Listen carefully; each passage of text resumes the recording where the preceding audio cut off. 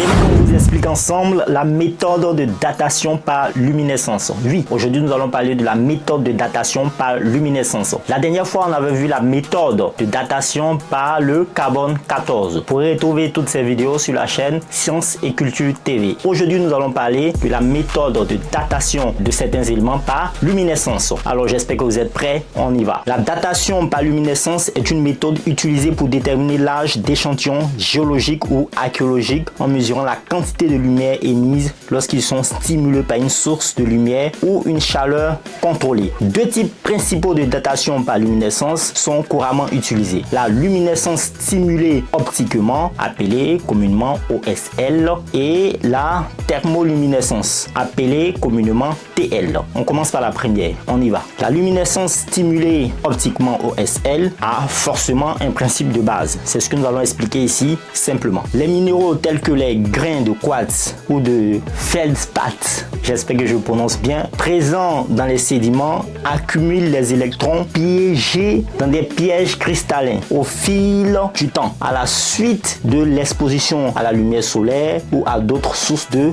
rayonnement ionisant. Comment se fait alors le processus de mesure? C'est tout simple. Lorsqu'on expose des échantillons à une source de lumière spécifique en laboratoire, les électrons piégés sont libérés et récombinent avec les trous laissés dans les pièges. Cette récombinaison émet de la lumière appelée luminescence. C'est un principe lumineux de luminescence, de chimie, de spectroscopie. Maintenant, qu'est-ce qui se passe? On va passer maintenant aux applications. La quantité de lumière émise est directement proportionnelle au temps écoulé depuis la dernière exposition à la lumière. En mesurant cette luminescence, on peut estimer l'âge de l'échantillon. Expliqué comme cela, ça a l'air un peu flou. Prenons un exemple. Par exemple, imaginons une couche de sédiments archéologiques. Les grains de quartz dans ces sédiments s'accumulent ou accumulent des électrons au fil du temps. Lorsqu'on prélève un échantillon de cette couche et qu'on l'expose à la lumière au laboratoire, la luminescence émise permet de déterminer depuis combien de temps l'échantillon n'a pas été exposé à la lumière solaire,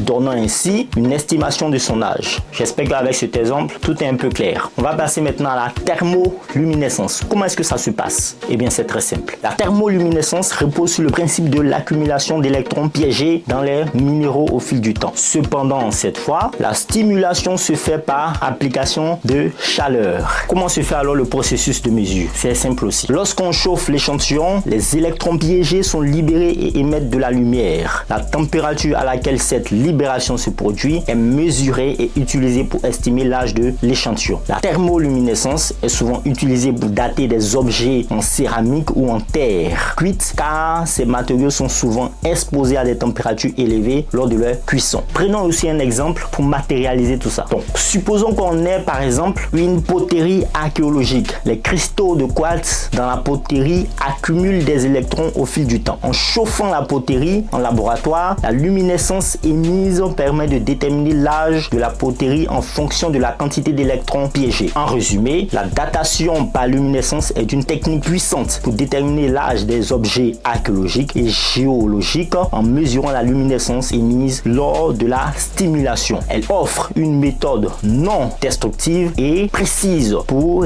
remonter dans le temps, comprendre l'histoire des objets et des événements. J'espère que vous avez retenu beaucoup de choses sur la datation par luminescence. Si vous avez des questions, n'hésitez pas à les marquer ou à les noter dans les commentaires. D'ici là, portez-vous bien et peace out.